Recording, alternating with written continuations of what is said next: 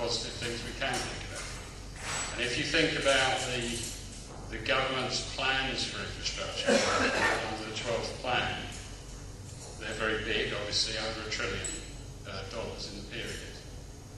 If you also think about the fact that you need more than 3 times private sector investment in that too is of interest. Even if you factor in the delivery at the moment is probably, if you cut it back to physical delivery as opposed to financial spend, maybe 50% of the current plan is what's actually being delivered. Roughly that. So if you then double that, and you more than treble the amount of private investment that's required, then you have to wonder, is there the capacity and the ability to deliver the government's plan moving forward? But if there isn't, even if it only delivers 50%, it's still an enormous market. There's still an enormous lot to do. Now, one of the issues which I will focus on most in terms of delivery is obviously, as I mentioned just now, the capacity. And that capacity manifests itself at a number of levels. It obviously manifests itself at government's level itself. Does central government, does state government, etc., have the capacity to structure the deals in order to make these projects happen? Then you come to the developers. Do the developers have the capacity? And that could be in terms of, are there enough developers? Or it could be in terms of whether they have sufficient capacity within themselves to deliver what's required. You come to the contractors, and the same question will arise. And obviously sometimes the developers and the contractors are the same. You come to the service sector that supports the contractors, and that's where we operate, if the truth is told. But do we have the capacity as an industry to do it?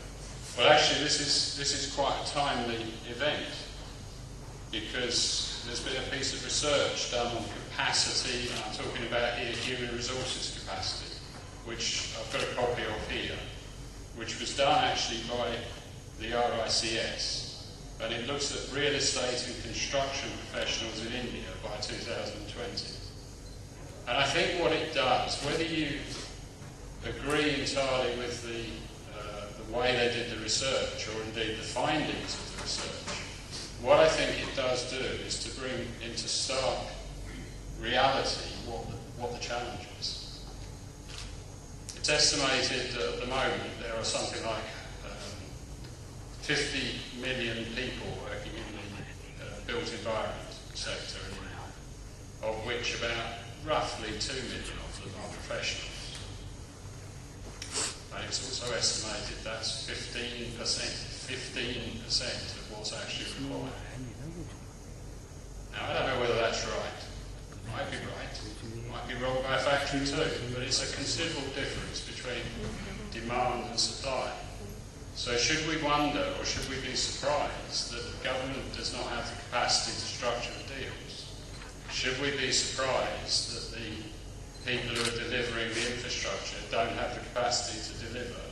And should we wonder about whether the future plan of $1 trillion in the 12th plan is actually achievable, even if you have all the finance, even if you have all the other policy matters covered, the land issues, etc., etc.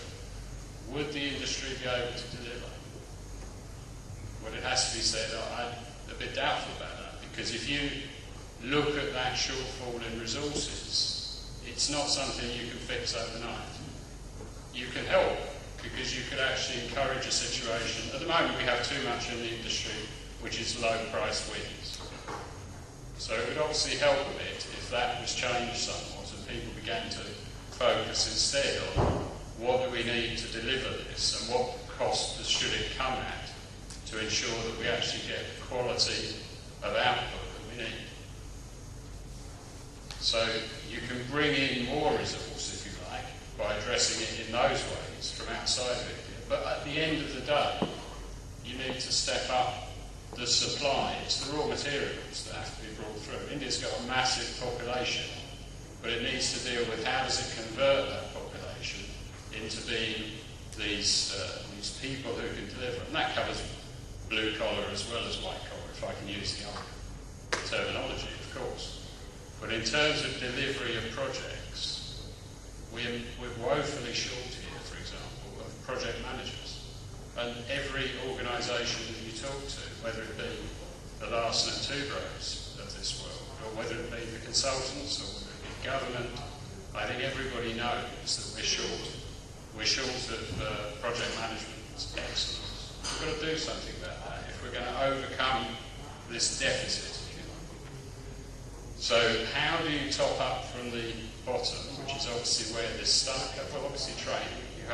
We have to change the way we do our training, and that takes time. The product from training takes years to come through. The good news for everybody in the sector, of course, is that infrastructure is needed. Whether it's delivered at the rate that is in theory planned for, or whether it's delivered at a slower rate, it is needed. So once we have begun to prime the pump, if you like, to get better, higher ability into the sector, that ability will be needed for many, many years to come. And of course, another thing I think we have to do, and this is not unique to India, we have to change the perception of some of the trades, if you like, that are within the industry.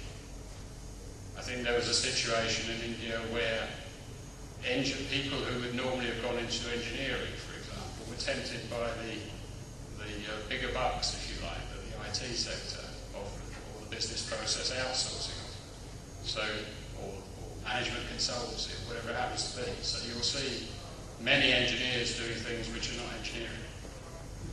We have to somehow get the perspective of life up again.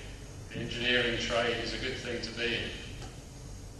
So we need to convert people back to maybe what they could be very, very good at if the bucks were good enough. I've probably said enough on that, but I think there's a very, very key thing that we need to address if we're going to have to overcome the issue of the infrastructure deficit that we have in India. It's a massive challenge. It's a great challenge. It's a great place to be, as I said earlier. But we've got to get over some of these hurdles if it's going to truly happen.